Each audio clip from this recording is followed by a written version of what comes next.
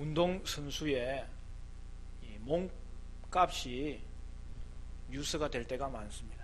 특별히 올해는 파리 상제르맹으로 이적한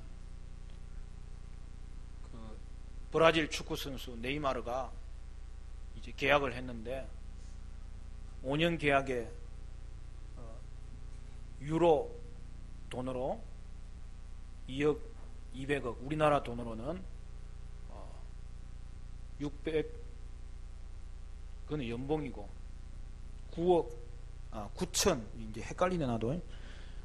9,800억, 그렇게 계약을 해서 연봉이 600억이 넘은 거예요. 기존의 최고 연봉자는 메시거든요. 제가 그걸 어떻게 잘 아느냐, 관심이 많아서 그래요. 바르셀로나하고 재계약을 했는데 그 수치보다 더 많은 거예요. 이분들은 또 그에 벌어들이는 상금이 있거든요. 그리고 또 다른 계약도 있어가지고 한 해에 1,000억을 벌어요. 그럼 매주 얼마를 버는 거예요? 한 게임 뛰면 10억씩 버는 거예요. 우리나라 선수 중에 축구 선수 가장 연봉이 높은 사람은 우리 청소년부한테 물어보니까 아직도 박지성이라고 그러는, 박지성이 은퇴했어요. 손흥민이는 70억 버는 거예요. 우리나라는 연봉 재고 많은 사람이 야구 선수예요. 해외에서 활동하는 추신수가 230억, 유현진이가 80억, 손흥민은 70억. 그 다음에 우리나라 뛰는 사람은 이대호가 4년간 150억, 그러니까 한 40억 정도. 억소리 나잖아요. 아이들이 그래서 요즘은 꿈이 이제 대통령 하기 싫어해요. 운동선수 하겠다고, 또 연예인 하겠다고, 그렇게 이야기하는 애들이 많습니다. 그런데 어떤 경우에는 가족도 없이 길거리에서 쓰러져 죽은 노숙자에 대해서는 아무도 관심을 가지지 않고 안타까워하지 않는 것을 봅니다. 그런데 어떤 사람은 뇌사 상태에 빠져 있다가 죽을 때에 자신의 장기를 또 다른 죽어가는 사람들한테 줄 수 있어서 많은 사람을 살리는 그런 경우도 있는 거예요. 여러분, 생명은 하나님이 주신 것이기 때문에 모든 사람은 가치가 있고 그들의 생명은 귀한 것이에요. 유명한 사람의 생명이 귀한 것과 마찬가지로 무명한 사람의 생명도 귀한 것이고, 아이들의 생명도 귀한 것이고, 나이 든 분들의 생명도 귀한 것이에요. 그리고 더 나아가 태아의 생명도 귀한 거예요. 저는 근래에 우리나라에서 일어나는 일들을 보면 안타까운 것이, 여러분, 태아는 언제부터 인간이에요?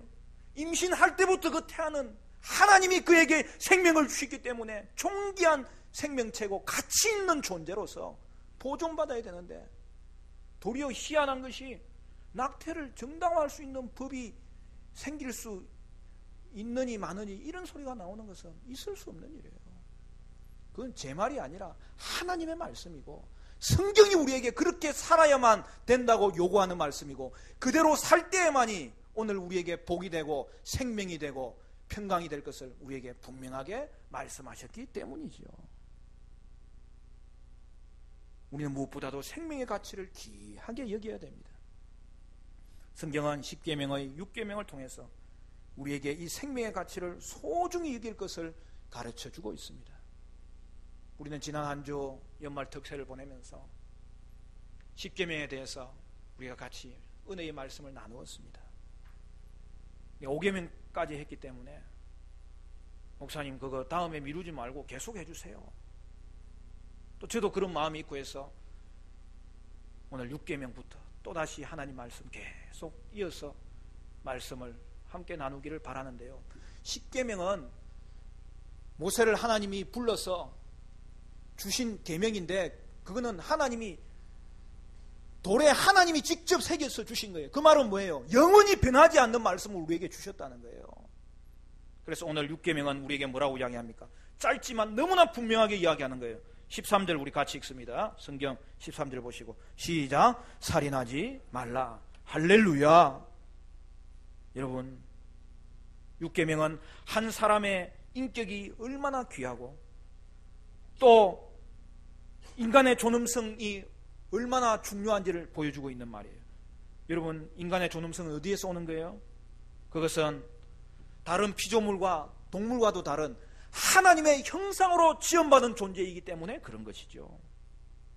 웨스트민스터 소유리 문답 68문에 보면 6계명이 요구하는 것에 대해서 이렇게 잘 설명했습니다. 6계명이 요구하는 것은 합법적인 노력을 다하여 자신의 생명과 다른 사람의 생명을 지키는 것입니다.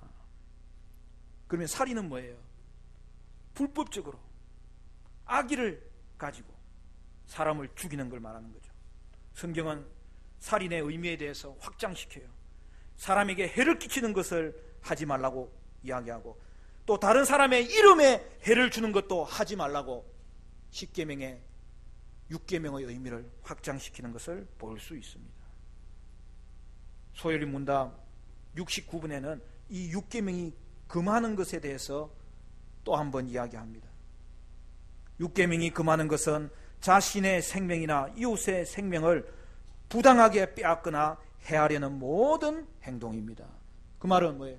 불법적인 살인을 저지르지 말라는 거예요. 거기에는 하나의 또 힌트가 있어요. 그럼 합법적인 그럼 살인이 있다는 것입니까? 여러분 어떻습니까? 성경은 때로는 다른 사람의 목숨을 빼앗는 것을 합법적으로 승인해 주는 경우가 있습니다. 그게 바로 국가가 시행하는 법이 가장 좋은 예예요. 하나님은 국가에게 독특한 권위를 줬어요. 그것은 국가가 질서를 유지하고 정의를 실현하도록 하나님이 주신 권위고 그것을 사용하라고 하신 거예요. 따라서 극악한 범죄자를 처벌하는 칼을 국가가 합법적으로 가진 것이고 심각한 죄를 지은 자들에 대해서는 사형을 내릴 수 있는 권한을 하나님이 부여하신 것입니다. 물론 판사라도 잘못을 저지를 수 있고 판사도 죄인이기 때문에 오판할 수도 있기 때문에 여러분 이것을 우리가 주의 깊게 결정해야 되지만 중요한 것은 감시 시스템이 돌아가면은 여러분 사형 제도는 오늘 우리 시대에 꼭 필요한 거예요. 극악한 범죄자에게 형벌을 가함으로 말미암아 나라의 질서를 붙잡아 주어야 되는 것이죠. 여러분 사형은 범죄한 자에게는 반드시 형벌이 따른다는 것을 이 사회에 보여줌으로 말미암아 사람들에게 각성을 시키는 거예요. 그리고 사형 당하는 그 사람에게도 유익할 수 있어요. 왜요? 사형을 당하는 사람은 내 죄가 얼마나 심각한 죄인지를 마지막으로 깨달을 수 있는 거예요. 그러므로 말미암아 내가 이 땅의 목숨은 끊어질지라도 하나님 앞에서는 내가 회개하면 다시 살 수 있겠구나. 마지막 기회를 얻을 수 있는 죄에 대한 분명한 깨달음을 주는 것이 사형제도예요. 우리나라는 현재 사형 은도를 받고도 사형을 시키지 않고 있는데 여러분 사형을 당해야 된다고 판단했으면 사형을 시켜야 되는 거예요. 그렇지 않으니 범죄자들이 사사로운 마음을 가지고 사람 죽이는 일을 여러분 얼마나 쉽게 생각하는 그런 악영향이 이 사회 가운데 팽배해졌습니까? 그리고 자신의 목숨이나 가족의 목숨을 불법적으로 빼앗으려는 자들에 대해서는 정당방위로 살인했을 경우에는 살인죄가 해당되지 않는 것을 오늘 본문이 가르쳐주고 있는 거예요. 또 한 가지는 국가가 다른 나라의 침략을 받을 때 예를 들어서 우리나라에 다른 나라가 침략을 하면 국가가 그에 대해서 방어하는 전쟁에 있어서는 그 전쟁을 통하여서 그 상대를 막아서 살인하는 경우에는 오늘 이 계명에 위배되지 않는 것을 성경이 말씀하는 거예요. 우리나라는 남북이 대치된 상황 가운데 있습니다. 여러분 북한이 쳐들어와서 전쟁이 일어나면 여러분 어떻게 할 거예요? 우리 초등부 청소년부하고 일부 예배를 드리는데 우리 애들은 얼마나 믿음이 좋은지. 목사님 기도해야죠. 기도 말고 다른 거 좀 이야기해봐. 그러니까 피난 가야죠. 목사님 원하는 답은 그게 아니야. 그러니까 애들이 심각해졌어요. 누가 그러니? 그럼 싸워야 돼요. 싸워야 돼. 여러분, 저는 평화주의자입니다. 저는 소원이 남북이 평화적으로 통일되는 거예요. 지금 소원은 북한에 그래도 이름이라도 되어 있는 봉수교회 있잖아요. 그 교회 가서 좀 기도하고 싶고 예배드리고 싶어요. 물론 그 단체가 의용단체라고 하는 사람도 있지만 그럼에도 불구하고 교회 이름을 걸어놨으니까 그 사람들과 대화하고, 아무리 주위에 환경이 여러분 서로 대결하는 국면에 있을지라도 평화적인 통일을 위해서는 계속 대화해야 돼요. 계속 화해의 관계를 확장시켜 나가야 결국에는 그 열매가 맺혀지는 거예요. 그러나 전쟁이 일단 일어나면 제가 군에 들어갑니다. 우리 애들은 맨날 아빠 좀 그런 말 좀 하지 마세요. 군에 들어가도 받아주지도 않아요. 자꾸 그러는데, 여러분, 악에 대한 대응은 싸워야 이기는 거예요. 제가 미국에 있을 때 우리 이웃에 있는 그 젊은 분이 정신병이 들었어요. 이유가 보니까 파병되어서 총격전을 벌이고 부상을 당해서 돌아왔는데, 외상만 당한 것이 아니라 그의 이 정신세계가 완전히 깨어져 가지고 정신병이 된 걸 봤어요. 그리고 건너 집에는 실제로 그 전쟁 가운데서 순직해서 돌아온 경우도 제가 들었습니다. 여러분,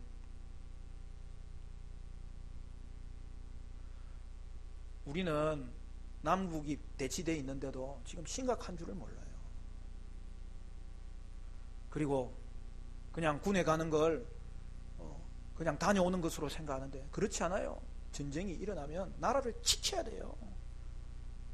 그리고 그것은 실제로 지금도 일어나고 있는 일이에요. 제가 말하는 요지는 그것입니다. 평소에는 철저하게 방어하여서 악한 세력이 우리의 모든 목숨과 모든 우리의 이 가족들을 넘보지 못하도록 우리는 철저하게 방어해야 되고, 그것을 침해하는 일이 있을 때는 대항하여서 싸워야 되고, 싸워서는 반드시 이겨내야 그것이 오늘 이 땅 가운데 그리스도인의 사명을 감당하는 귀한 일이라는 것이죠. 제가 이런 이야기를 십계명이니까 하는 거예요.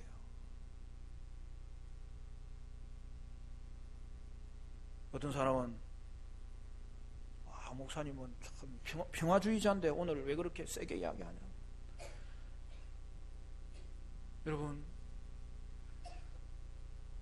저는 인권이 존중된다고 해서 하나님의 말씀을 위배한 인권을 존중했을 때 이 나라가 망한다고 보는 사람이에요. 그래서 지금 최고 이슈가 뭐냐 하면 동성애예요. 그리고 또 낙태예요.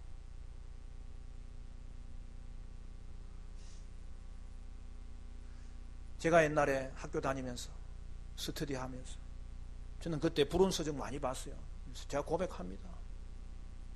솔직히 말해서 저 데모 많이 했어요. 그러다가 군에는 전경 다녀왔어요. 또 전경 다닐 때는 애들 잡으면 다 풀어줬어요. 저는. 그러다가 혼도 났어요. 그 대신에 너 데모하지 마라. 제가 가르치면서 풀어줬어요.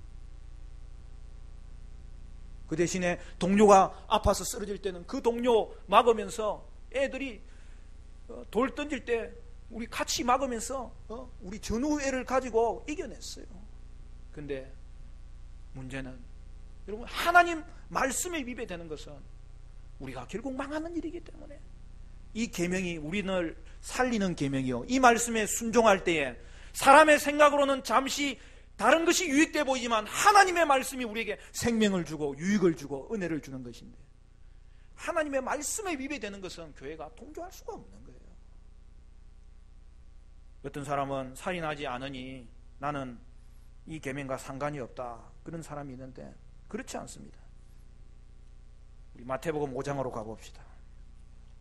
5장 21절 말씀에 산상수훈에 예수님께서 십계명을 다시 한 번 더 설명한 구절이 있는데 거기에는 이렇게 되어 있습니다. 마태복음 5장 21절, 신약성경 6쪽입니다. 21절부터 예수님이 우리에게 이렇게 말씀합니다. 옛 사람에게 말한 바 살인하지 말라, 누구든지 살인하면 심판을 받게 되리라 하였다는 것을 너희가 들었으나 나는 너희에게 이르노니 형제에게 노하는 자마다 심판을 받게 되고 형제를 대하여 나가라 하는 자는 공회에 잡혀가게 되고 미련한 놈이라 하는 자는 지옥불에 들어가게 되리라. 그러므로 예물을 제단에 드리려다가 거기서 내 형제에게 원망 들을 만한 일이 있는 것이 생각나거든 예물을 제단 앞에 두고 먼저 가서 형제와 화목하고 그 후에 와서 예물을 드리라. 너를 고발하는 자와 함께 길에 있을 때에 급히 사화하라. 그 고발하는 자가 너를 재판관에게 내어주고 재판관이 옥리에게 내어주어 옥에 가둘까 염려하라. 진실로 내게 이르노니 내가 한 푼이라도 남김이 없이 다 갚기 전에는 결코 거기서 나오지 못하리라. 예수님은 우리에게 육계명을 주신 의도를 밝혀주시는 거예요. 거기 보면 다른 사람에게 분노하는 것도 살인이라고 말씀하는 거예요. 여러분, 분노에는 두 종류가 있어요. 하나는 의로운 분노예요. 죄에 대한 분노, 거룩한 분노는 여러분 가지고 있어야 됩니다. 그러나 다른 분노는 죄악된 분노예요. 예수님은 이런 분노를 잘못된 분노라고 말씀하고 있는 것입니다. 분노의 밑바탕에는 자신을 왕처럼 생각하는 교만이 깔려 있어요. 자신을 왕처럼 대접해 주지 않는 것에 대해서 분노하는 것입니다. 그런 분노는 여러 가지 형태로 표출이 되는데 오늘 본문에 다 나와 있어요. 대표적인 것이 멸시하고 욕하고 폭력을 가하는 것입니다. 그런데 이것이 심각한 이유는 바로 이러한 것들이 결국에는 발전하여서 살인이라는 열매로 나타나기 때문이죠. 여러분, 분노는 먼저 다른 사람에게 대한 인격적인 멸시로 나타납니다. 오늘 성경에 뭐라고 되어 있어요? 예수께서 라가라 하는 자는 공회에 잡혀갈 것이라고 하였습니다. 여기서 라가라는 말은 바보, 천치, 돌머리, 그렇게 다른 사람의 인격을 무시하고 멸시하는 말을 말합니다.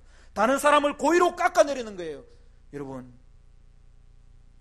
다른 사람의 인격을 무시하는 것은 얼마나 큰 죄인지 몰라요. 인간으로 대접해 주지 않는 거예요. 여러분, 멸시가 분노보다 더 큰 죄인 이유는 뭐냐면, 여러분, 분노는 상대의 가치는 인정하는 건데 우발적으로 화를 내는 것이죠. 그러나 여기에서 더 나아가면 멸시는 상대방의 가치 자체를 인정하지 아니하고 그를 사람으로 대접하지 아니하고 그를 해하는 것입니다. 그런데 이 멸시는 욕설로 이어져요. 다른 사람을 멸시할 때에 표정이나 말이나 글로 표현하게 되는데 그 중에 가장 두드러진 형태가 욕하는 거예요. 예수님께서는 미련한 놈이라고 하는 자는 지옥불에 들어가게 될 것이라고 말씀합니다. 여러분, 말이 주는 상처, 말로 다른 사람을 죽이는 것이 바로 욕이에요. 다른 사람에게 욕을 먹는 것은 칼을 맞는 것과 같아요. 마음에 깊숙한 상처가 패여서 욕설은 곧 어느 폭력이고 살인이에요. 요즘은 이 청소년들이 얼마나 욕을 잘하는지.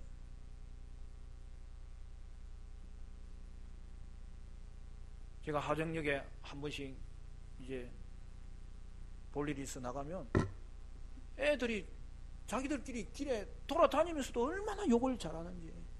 나는 처음에 나보고 하는 줄 알았어. 그래가지고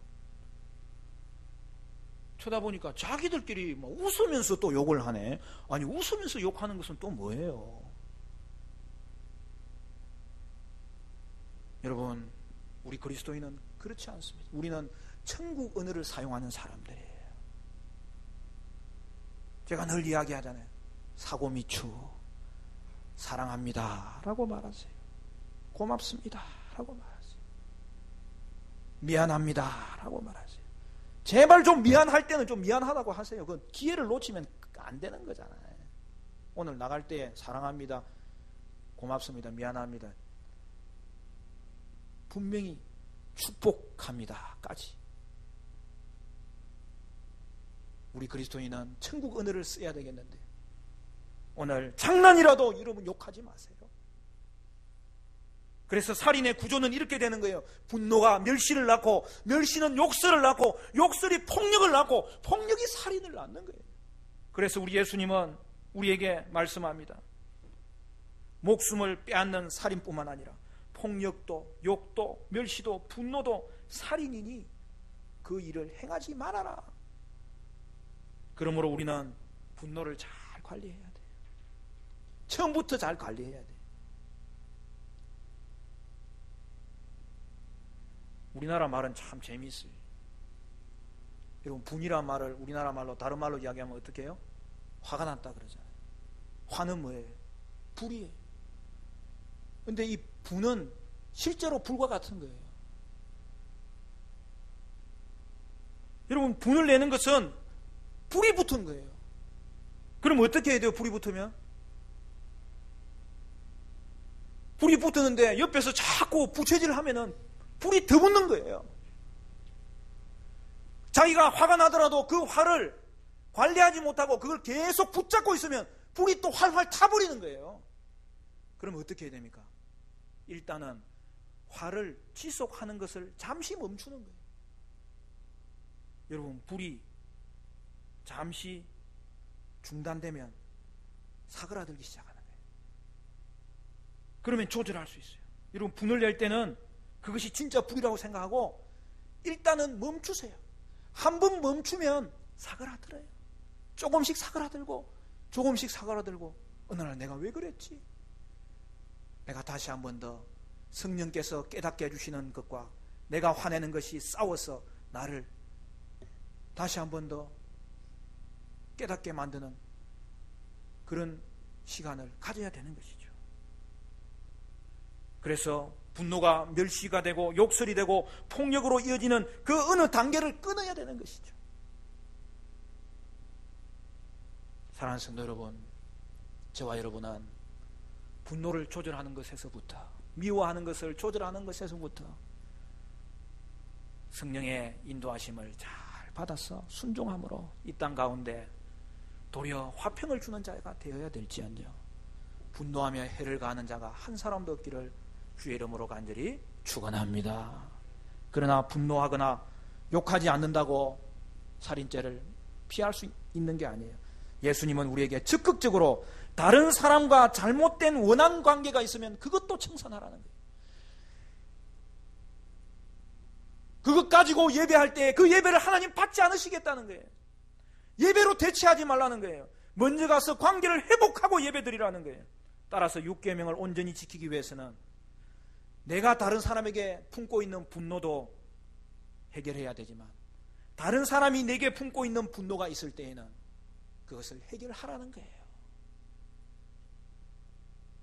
용서를 구할 때에는 잘못했다고 여러분 미루지 마시고 화해를 요청하고 용서를 구해야 되고 그 일에 잘못을 끼친 것이 있으면 보상을 해야 되고 그래서 용서를 구하고 화해를 구하는 것이 우리에게 있어야 될 것을 말씀하고 있습니다.